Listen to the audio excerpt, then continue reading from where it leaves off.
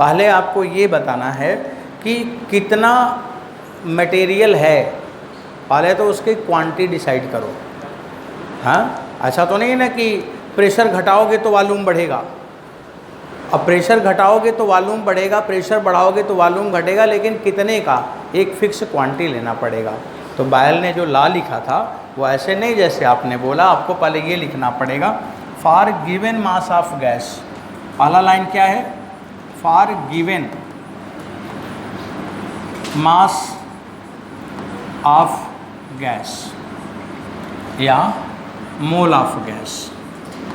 बच्चों सबसे पहली लाइन ये आपको बोलना था, आपने ये नहीं बोला, आपको बोलना था for given mass of gas. इसके बाद फिर बोलना है at constant temperature, at constant temperature, ये होगा।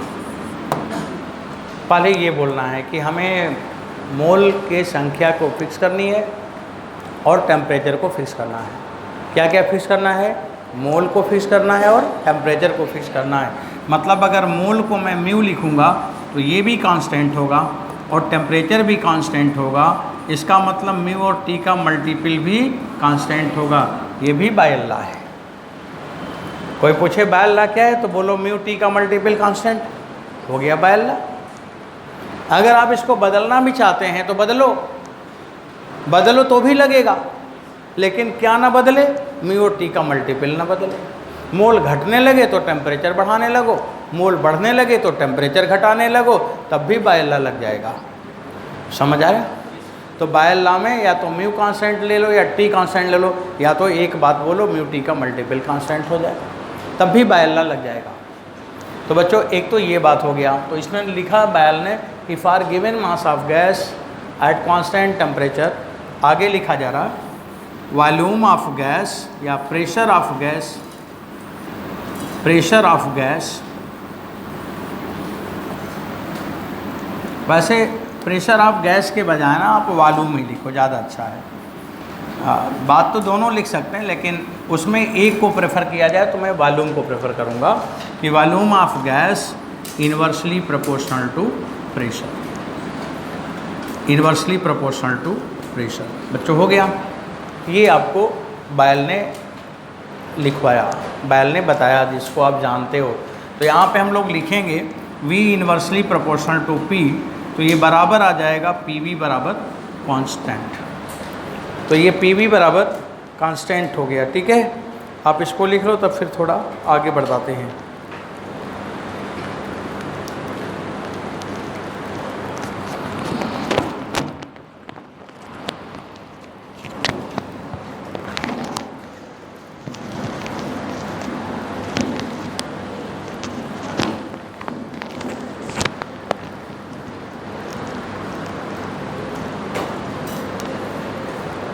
बोला है नहीं? चलो बच्चा लोग आगे बढ़ो। अब ये बायल लॉ हो गया PV बराबर कांस्टेंट, तो ये है बायल का लॉ। तो बायल लॉ में अगर आपसे कोई पूछे बायल लॉ क्या है तो आप दो बात बोल सकते हो, एक ये बोल सकते हो म्यू टी बराबर कांस्टेंट, और एक ये बोल सकते हो PV बराबर कांस्टेंट, दोनों बोल सकते हो। अब अगर मैं इसका ग्राफ बनाऊं, ग्राफ कैसे बनेगा उसको देखें।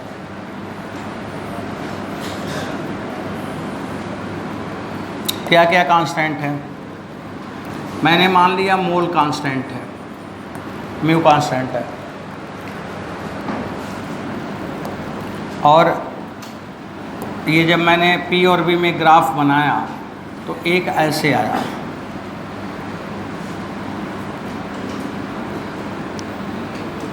एक बच्चों इस तरह से आया ऐसे, और एक ऐसे आया, दो ग्राफ है। हमारे पास गैस आइडियल नहीं है, हमारे पास कौन सी गैस है? रियल। हमारे पास कोई टॉप रैंकर बच्चा नहीं है, हमारे पास बच्चे सब हैं नॉर्मल, और उसी नॉर्मल को टॉपर बनाया जाता है। कोई जन्म लेते ही टॉपर का सर्टिफिकेट लिखवा के नहीं आता, यहीं बनते हैं। उसको कैसा माहौल मिला, कौन उसके जीवन में लोग आए, इसके बाद वो क्या बना, ये डिपेंड करता है उसके इन्वायरमेंटल सिचुएशन पर। ऐसे यहाँ पर मैंने गैस को लिया और उसका मोल कांस्टेंट है, एक ही तरह की गैस है। अब बच्चों यहाँ पे मैंने दो चित्र दिखाए हैं, एक यहाँ पे है, एक यहाँ पे है। अगर थ्योरेटिकल मैं बनाऊँ PV बराबर कांस्टेंट का ग्राफ थ्योरेटिकल, तो PV का जो कर्व आएगा वो ऐसे आएगा। अगर मैं थ्योरेटिकल बनाऊँ ना तो ऐसे आएगा। ये थ्योरेटिकल है, ऐसे आएगा, ये थ्योरेटिकल है और ये प्रैक्टिकल है। आप बताइए कौन वाला कर्व, अगर ये टेम्परेचर T1 पे खींचा गया है और ये टेम्परेचर T2 पे खींचा गया है ग्राफ, क्योंकि मोल कांस्टेंट है, इसका टेम्परेचर कांस्टेंट मैंने T1 ले ली बच्चों, इसका टेम्परेचर कांस्टेंट मैंने T2 ले ली। अब मैंने अगर इन दोनों को दिखाया तो बताइए किस टेम्परेचर की गैस आइडियल गैस के ज़्यादा पैरेलल है? T2 टेम्परेचर की गैस।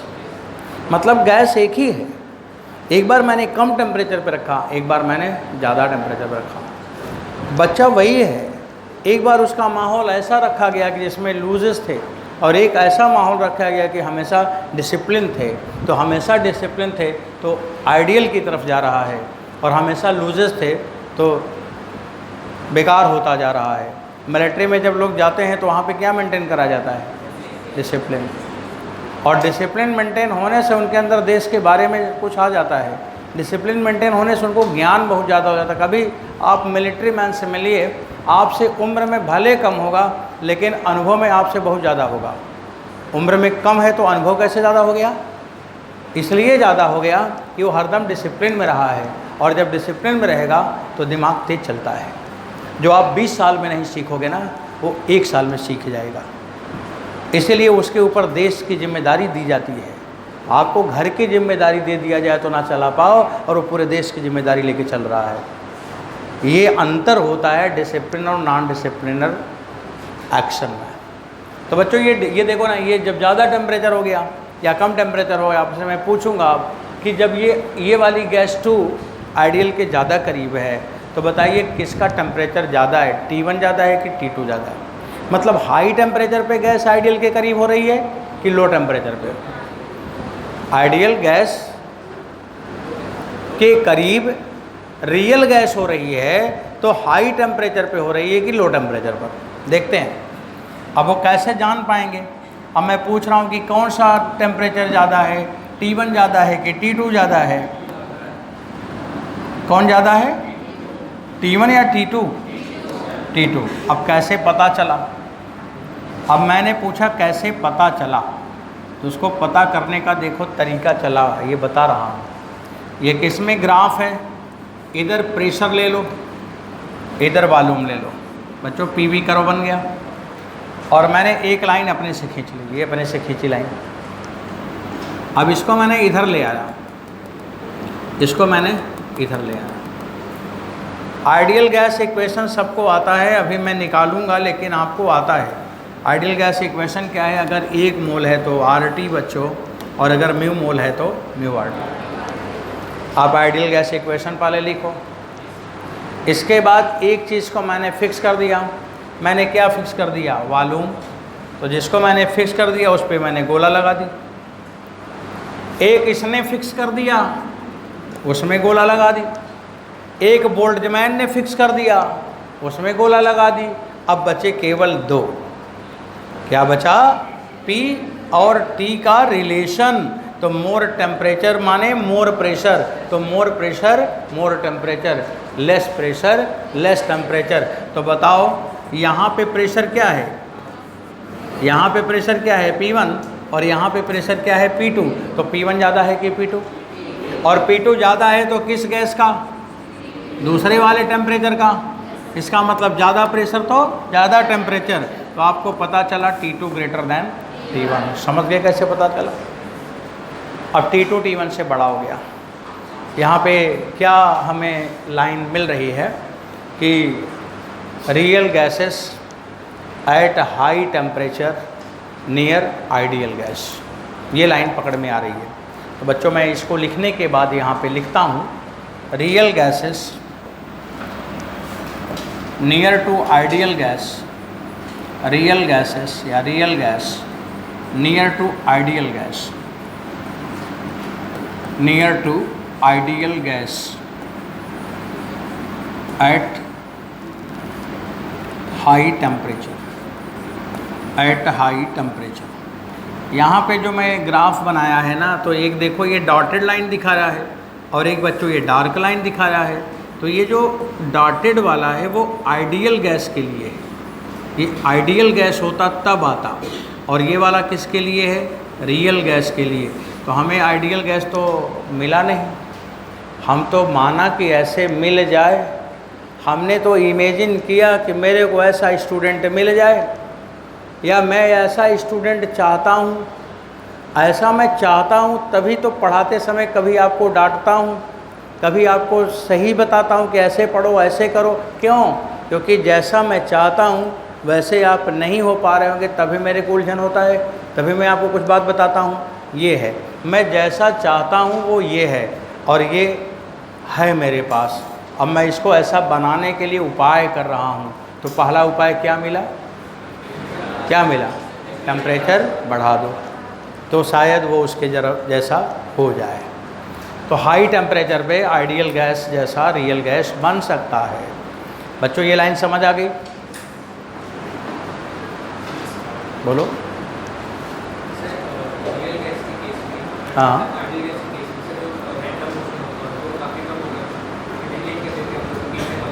किसके केस में?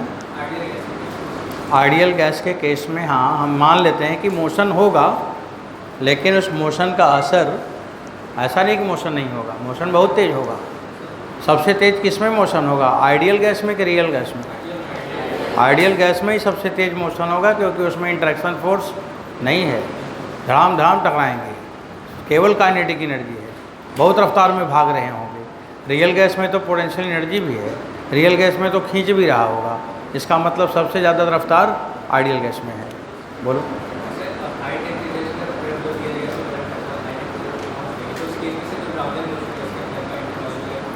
अब हाई टेम्परेचर पे क्या हो रहा है, किसका हाई टेम्परेचर कर रहे हो, रियल गैस का। और जब रियल गैस का टेम्परेचर बढ़ाओगे तो उसका काइनेटिक एनर्जी बढ़ेगा कि नहीं?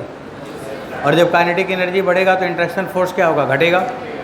जब इंटरेक्शन फोर्स घटेगा तो काइनेटिक एनर्जी बढ़ गई, काइनेटिक एनर्जी बढ़ती जा रही है, और काइनेटिक एनर्जी बढ़ती जा रही, पोटेंशियल एनर्जी घटती जा रही है। समझ आ रहा? टेम्परेचर बढ़ेगा तो मॉलिक्यूलर सेपरेशन बढ़ेगा, सारे अंड बांड जो होंगे टूट जाएंगे, सारे के सारे मॉलिक्यूल फ्री हो जाएंगे। जब सारे फ्री हो जाएंगे तो पोटेंशियल एनर्जी जीरो हो जाएगी और काइनेटिक एनर्जी मैक्सिमम हो जाएगी, और रियल गैस आइडियल गैस बन जाएगा। समझ आ रहा है? इसीलिए तो टेम्परेचर बढ़ाने से फ़ायदा हुआ। क्लियर है? ठीक, आगे बढ़े। अब चलिए, अब आपसे एक सवाल पहले पूछ लूँ। अब बच्चों एक ग्राफ मैं बना रहा हूँ, आप उसको बताइएगा। देखो, इधर एक्सिस पे मैंने वॉल्यूम दिखाया, इधर एक्सिस पे मैंने प्रेशर दिखाया, और इधर वाले एक्सिस पे बच्चों मैंने वॉल्यूम दिखाया। और ये मैंने दो, अब आइडियल गैस मान लो आपको मिल गया, तो आइडियल गैस वाला ही ग्राफ मैं आपको दिखा रहा हूँ ऐसे। और यहाँ पे लिखा है टेम्परेचर बच्चों कांस्टेंट है। अब आप बताइए कि हमने गैस की क्वांटिटी ली है, तो कौन वाली गैस ज़्यादा अमाउंट में लिया है, कहाँ पे ज़्यादा मास है और कहाँ पे कम मास है। μ1 और μ2 में क्या रिलेशन है, मतलब ये हुआ। अब μ1 और μ2 में बच्चों कौन सा ऑप्शन राइट है, μ1 greater than μ2, option B μ1 less than μ2, option C μ1 बराबर μ2। कौन सा ऑप्शन सही है, कौन सा? अब देखो, अच्छा हेड टेल करता हूँ, कितने लोग बता रहे हैं ऑप्शन ए सही है? बच्चों एकदम फ्रीली बोलो, केमिस्ट्री की बात चल रही, फिजिक्स अभी शुरू नहीं हुई है। और कितने लोग बी बोल रहे हैं? ज़्यादा लोग। और कितने लोग सी बोल रहे हैं? कोई नहीं। ठीक है, मैं चेक करता हूँ, अब चेक करता हूँ। देखो, अभी फिजिक्स नहीं पढ़ा रहा हूँ, अभी सोचो मत फिजिक्स चल रही है। जब मैं काइनेटिक थ्योरी लिखूँगा तब फिजिक्स आएगी। अभी मैं आपका केमिस्ट्री का सर्किट ठीक कर रहा हूँ कि केमिस्ट्री पढ़े तो हो, क्या पढ़े हो, वो जानना चाहता हूँ। इसको जानने का तरीका बच्चों हमें रटा वटा नहीं होता ना, हम तो ढूंढते हैं क्या होगा। तो मैंने ऐसे एक लाइन खींची, फिर मैंने क्या किया, ऐसे ऐसे ऐसे इसको यहाँ पे लगा दी, ये लाइन खींचा, इसके बाद इसको यहाँ पे ले आया, इसको यहाँ पे ले आया। अब इस पॉइंट पर यहाँ पे कट हो रहा है, इस पॉइंट पर यहाँ पे कट हो रहा है, ये 2 पॉइंट्स है। यहाँ पे V1 है और यहाँ पे V2 है, ऐसे लिख दिया। अब इसके बाद मैं क्या करता हूँ, एक किनारे चुपचाप कोई देख ना पाए, चुपचाप P बराबर म्यू RT लिख देता हूँ। या अपने मन में ही सोच लो, जल्दी बताना है, कुछ लिखो पढ़ो मत, तुरंत सोच के बता दो। लोगों ने बड़ा तेज दिमाग है इसका तो, और दिमाग तेज इससे होगा। PV बराबर म्यू RT लिखा, इसमें T पे लगा दिया गोला, कांस्टेंट लिखा है। एक चीज़ मैंने कांस्टेंट कर दिया P यहाँ पे। अब आया V और म्यू का सीधा रिलेशन, ज़्यादा मोल ज़्यादा वॉल्यूम, कम मोल कम वॉल्यूम। तो वॉल्यूम कम मोल कम, वॉल्यूम ज़्यादा मोल ज़्यादा, तो म्यू2 बड़ा है म्यू1 से। समझ आ गया? B option is right. अब बच्चों ये तो हो गया PV बराबर RT, PV बराबर कांस्टेंट या म्यू T बराबर कांस्टेंट का केस अकॉर्डिंग टू बायल। अब आगे हम बढ़ेंगे तो फिजिक्स के हिसाब से हम क्या चाहते हैं बताइए बच्चों। यहाँ पे क्या कांस्टेंट है? टेम्परेचर कांस्टेंट है। फिजिकल पैरामीटर क्या है? टेम्परेचर कांस्टेंट है।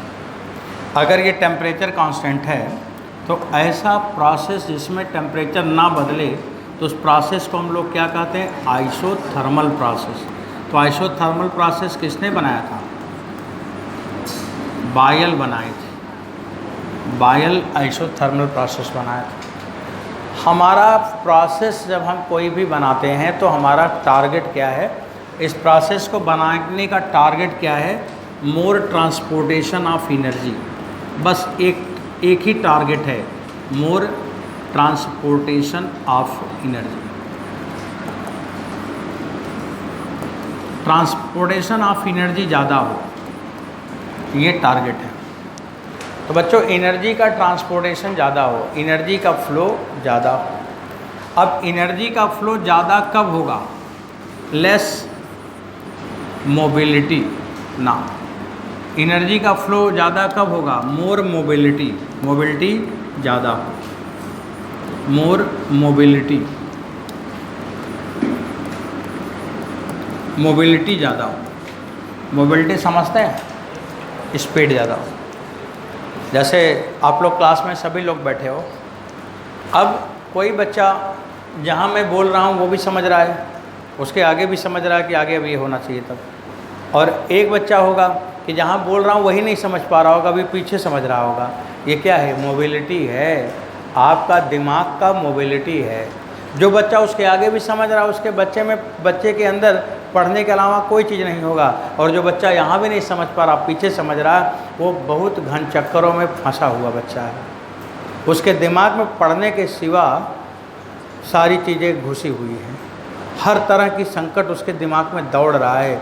यही है मोबिलिटी घटाना और बढ़ाना। अपने दिमाग से विचारों को शून्य कर दो। शून्य मतलब दिमाग में कोई चीज़ ही ना आए, तो ऐसा दिमाग में कहा जाता है हाई मोबिलिटी। उसी को कहते हैं टैलेंट, उसी को कहते हैं IQ लेवल वेरी हाई। तो हाई IQ लेवल के लिए ये काम करना पड़ता है, दिमाग में कुछ आने ना पाए, पढ़ाई के सिवा कुछ ना आए। जब भी बैठे रहें शांत बैठे रहें, बस विचार कुछ नहीं आ रहा, और सोचेंगे तो कोई चीज़ बहुत बढ़िया सोचेंगे। तो यही है मोबिलिटी। तो बच्चों यहाँ पे लिखा है मोर मोबिलिटी, और मोर मोबिलिटी के लिए क्या ज़रूरी है? Less density. क्या ज़रूरी है? Less density. डेंसिटी कम होना चाहिए। अब डेंसिटी कैसे लिखा जाएगा? डेंसिटी बराबर होता है ना मास अपान वॉल्यूम, यही तो होता है बच्चों। डेंसिटी हो गया मास अपान वॉल्यूम। अब आपने यहाँ पे क्या पढ़ा है कि अगर टेम्परेचर कांस्टेंट है तो बच्चों यहाँ पे हम लोग पढ़ते हैं V inversely proportional to 1/P, right. अब यहाँ पे आपको क्या पता चल रहा है? Density inversely proportional to volume. क्योंकि गिवन मास है तो m तो फिक्स हो गया। और बच्चों वॉल्यूम किस पे डिपेंड कर गया, 1/p। तो डेंसिटी किस पे डिपेंड कर गया, प्रेशर पे।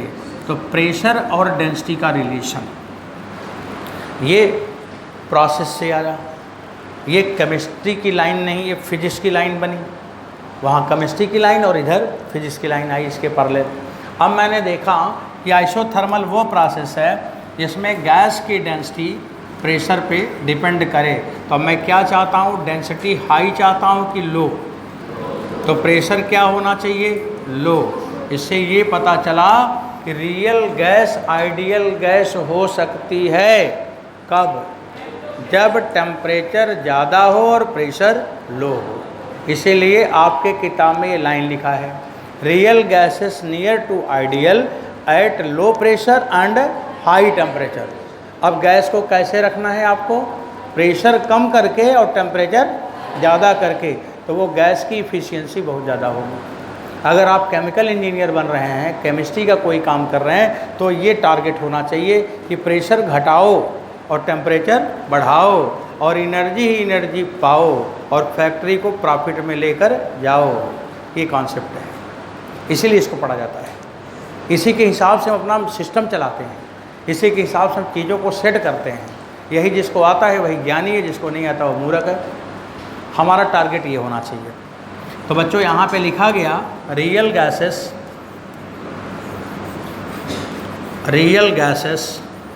Near to ideal at low pressure and high temperature. ये बात हो गई बच्चों। बायल लॉ में आपको इतना ही जानना था। आपके केमिस्ट्री के अकॉर्डिंग आपको जो ज्ञान था थोड़ा मैंने भी प्लस किया। अभी थोड़ा सा न्यूमेरिकल लेंगे, तो मैंने यहाँ पे म्यू कांस्टेंट कर दी। अब बच्चों ये P1 है और ये P2 है। आप बताइएगा जल्दी से कि P1 P2 में कौन बड़ा है। Option A P1 greater than P2, option B P1 less than P2, option C P1 बराबर P2। Which option is right, option B. अब देखो कैसे है, मैं तो भाई चेक करूँगा। अब चेक करने के लिए मैंने क्या बोला, एक लाइन खींचूँगा, लाइन खींच दिया। लाइन खींचने के बाद इसको मैंने ऐसे डॉटेड यहाँ ले आऊँगा, इसको डॉटेड यहाँ ले आऊँगा। यहाँ पे वॉल्यूम V1 है और यहाँ पे वॉल्यूम V2 है, जिसके जो करस्पॉन्डिंग है वो लिखा गया। अब बच्चों इसके बाद फिर जल्दी से किनारे कहीं कोने धोने, PV बराबर म्यू RT लिखो। क्या कांस्टेंट है भाई, म्यू। मैंने क्या कांस्टेंट किया, T, और P और V में उल्टा रिलेशन आ गया, P और V में इन्वर्स आ गया। अब आप यहाँ देख रहे हो PV बराबर कांस्टेंट, तो बच्चों हमें मिल रहा है कि P इन्वर्स हो गया वॉल्यूम के। तो मोर वॉल्यूम लेस प्रेशर, तो मोर वॉल्यूम लेस प्रेशर, इसका मतलब P1 लेस दैन P2। ज़्यादा वॉल्यूम तो कम प्रेशर, समझ आया। तो P1 क्या है, P2 से कम है। अगर मैं रियल गैस का ग्राफ बनाऊंगा ना, तो बच्चों ये वाला ज़्यादा पैरेलल होगा और ये वाला कम पैरेलल होगा। हाई प्रेशर पे फेल करने लगेगा और लो प्रेशर पे लगभग इसी के जैसा आने लगेगा। तो आपको ये वाली लाइन समझ आई।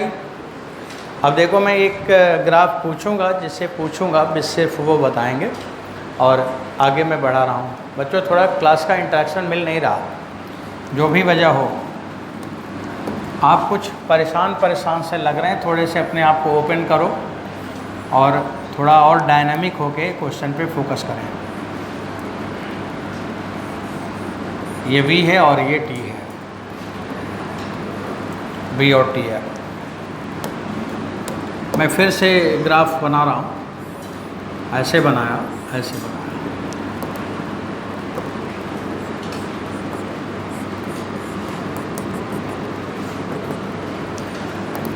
और इसमें मैंने बच्चों इस बार प्रेशर को कांस्टेंट कर दी, और ये मोल μ1 है और ये मोल μ2 है। पूछने पे ही बताना होगा, आपको बताना है कौन सा ऑप्शन सही है μ1 greater than μ2, option B μ1 less than μ2 और ऑप्शन सी आ गया μ1 बराबर μ2। कोई एक ऑप्शन सही होगा। ऑप्शन कौन सा सही होगा आप बताओ,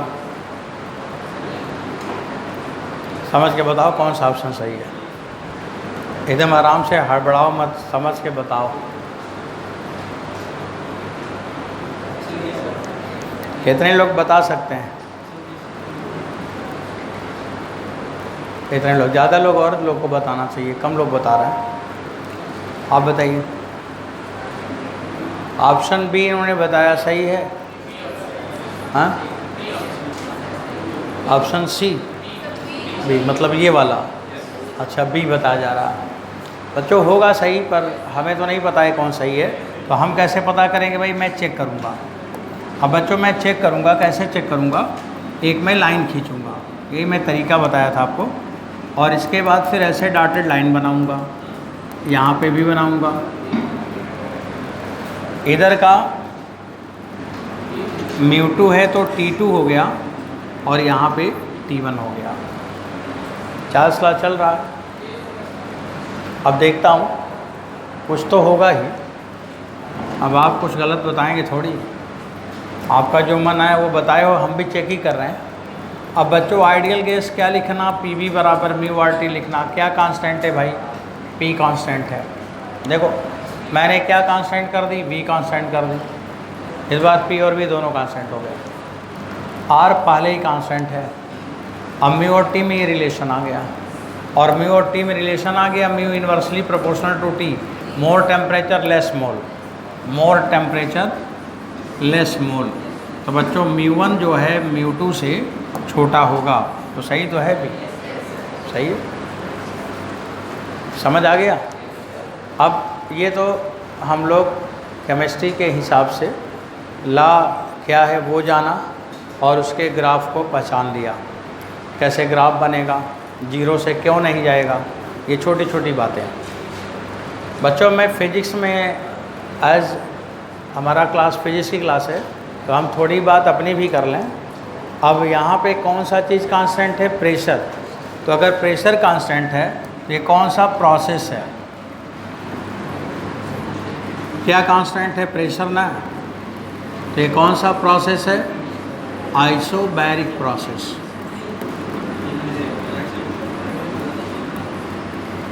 आइसोबैरिक प्रोसेस। तो आइसोबैरिक प्रोसेस किसने बनाया? चार्ल्स। आइसोथर्मल कौन बनाया? बायर। तो ये लोग दो दो काम किए थे, उधर वो भी बताए थे, इधर ये भी बताए थे। अब बच्चों आइसोबैरिक प्रोसेस अगर है तो हमारा टारगेट क्या है? हम क्या चाहते हैं? More energy transportation. हम चाहते हैं for more energy transportation. Target बस इतना, मेरा फिजिक्स का इतना ही टारगेट होता है, मोर एनर्जी ट्रांसपोर्टेशन।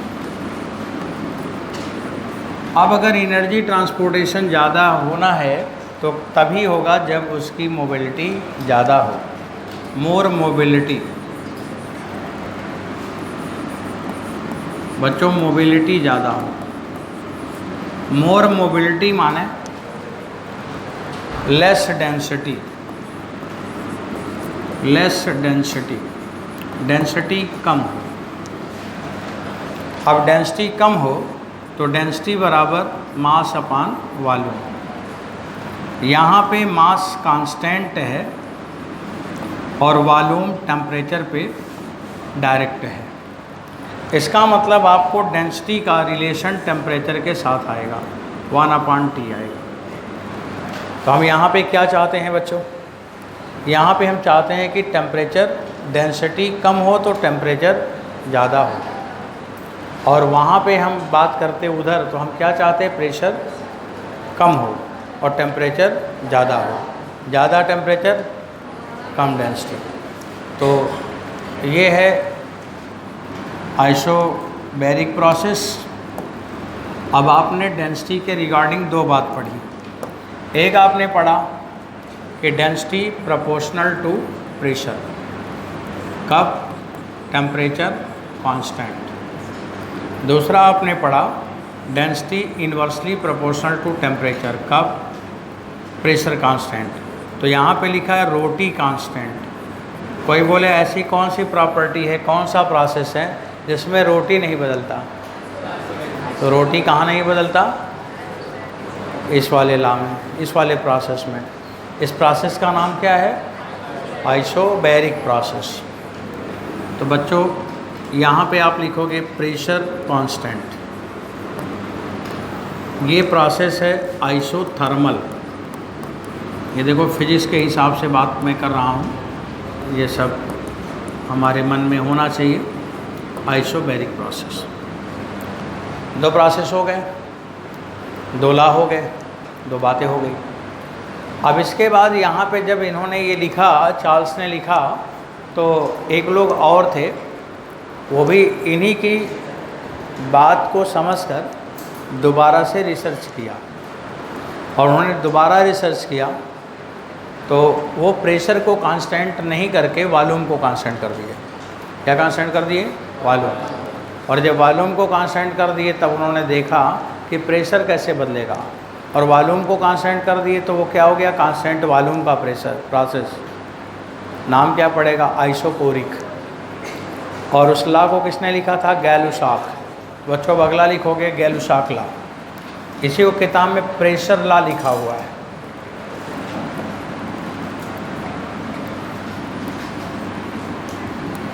अब इसको लिखोगे गैलुसाक्स। गैलुसाक्स लॉ। इन्होंने ठीक वही सब लिखा। For given mole of gas, for given mole of gas, mole mass दोनों लिख सकते हैं आप। At constant volume, at constant volume,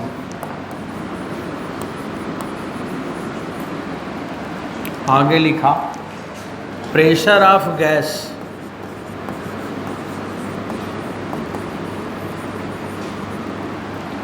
increases linearly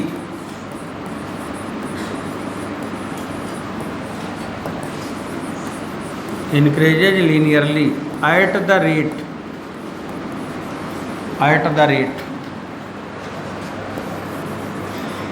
1/273 part per degree centigrade. तो जिस रेट से वॉल्यूम बढ़ा था उसी रेट से प्रेशर भी बढ़ता है। ये गैलुसाक ने बताया था कि इसका भी रेट वही है जो उसका रेट था। और अगर मैं लिखूँगा at 0 degree centigrade pressure is P0, तो बच्चों यहाँ पे मैं लिखूँगा at theta degree centigrade pressure P बराबर P0 प्लस P0 का कितना पार्ट? 1/273, 1 डिग्री पर, तो थीटा डिग्री पे थीटा से मल्टीप्लाई कर दो। अब बच्चों ये इन्होंने लिखा। अब यहाँ पे देखो P बराबर क्या होगा? P0 और 1 प्लस 1/273 इंटू थीटा। ये हो गया। अब ये 1/273 क्या है? अब वो तो मालूम था तो क्यूबिकल एक्सपेंशन बोल दिए। अब यहाँ क्यूबिकल एक्सपेंशन थोड़ी बोल दोगे। अब यहाँ पे 1/273 क्या है? इसको लिखेंगे टेम्परेचर कोफिशिएंट ऑफ, देखो लिखा है टेम्परेचर कोफिशिएंट लिखा है। टेम्परेचर कोफिशिएंट ऑफ प्रेशर और टेम्परेचर कोफिशिएंट ऑफ प्रेशर माने बीटा बराबर 1/273 पर डिग्री सेंटीग्रेड। इसे कहा जाता है प्रेशर कोफिशिएंट। ऐसे लिखा जाता है गामा नहीं बीटा, इसे बीटा लिखा जाता है। अब आप यहाँ पे लिख सकते हो P बराबर P0 273 प्लस थीटा अपान 273। और आगे बच्चों P अपान P नॉट बराबर T अपान T नॉट बराबर कांस्टेंट। इसका मतलब P किस पे डिपेंड कर गया? T पर। इसे बोलते हैं गेल-शॉक लॉ। ये P और T में रिलेशन है। आपको मैंने एक दिन पढ़ा रहा था थर्मोमेट्री, गैस थर्मामीटर। तो बोला था गैस थर्मामीटर दो टाइप का है, एक है कांस्टेंट प्रेशर गैस थर्मामीटर, एक है कांस्टेंट वॉल्यूम गैस थर्मामीटर। दोनों में कौन अच्छा है? ये सवाल पूछा था, याद आ रहा है? ये सवाल पूछा था। अब बताइए अगर कांस्टेंट प्रेशर गैस थर्मामीटर है तो कौन से लॉ से आएगा? Charles law. चार्ल्स के लॉ में वॉल्यूम कैसे बढ़ा? किस रेट से? 1/273। और अगर कांस्टेंट वॉल्यूम गैस थर्मामीटर है, कांस्टेंट वॉल्यूम, तो गेल-शॉक लाएगा। और गेल-शॉक में प्रेशर किस रेट से बढ़ा? 1/273। तो जिस रेट से वॉल्यूम बढ़ा उसी रेट से प्रेशर बढ़ा। तो चाहे कांस्टेंट प्रेशर थर्मामीटर ले लो, चाहे कांस्टेंट वॉल्यूम गैस थर्मामीटर ले लो, कोई अंतर। इसीलिए मैंने बोला कि कोई पूछे कौन अच्छा, तो उसका आंसर क्या बोला था? बताना, जो मिल जाए वही अच्छा, क्योंकि दोनों का कॉन्सेप्ट एक ही है। ये बात वहाँ मैं बोल रहा था और ये समझ रहा था कि चलो जब पढ़ाएंगे तो आपको वापस याद कराएंगे। तो ये कहानी यहाँ से है। तो कौन अच्छा है कौन ख़राब है? तो आपने बोला दोनों एक ही जैसा है, क्योंकि बढ़ने का रेट तो बराबर ही है, चाहे प्रेशर बढ़ जाए और चाहे वॉल्यूम बढ़ जाए, रेट तो उतना ही है। इसलिए थर्मामीटर में हम दोनों यूज़ करते हैं। चलिए बच्चों, ये तो बात हो गई। अब इसके बाद अगली जो बात आती है वो केवल ग्राफ की बात आती है। अब ग्राफ आप बता दीजिए, किसमें ग्राफ होगा? प्रेशर में और टेम्परेचर में। प्रेशर और टेम्परेचर में ग्राफ स्ट्रेट लाइन होगा, डायरेक्ट प्रोपोर्शनल है तो स्ट्रेट लाइन होगा।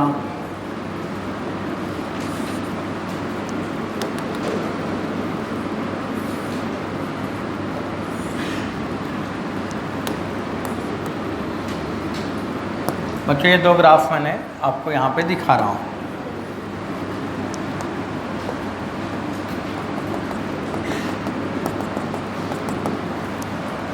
अब इस जगह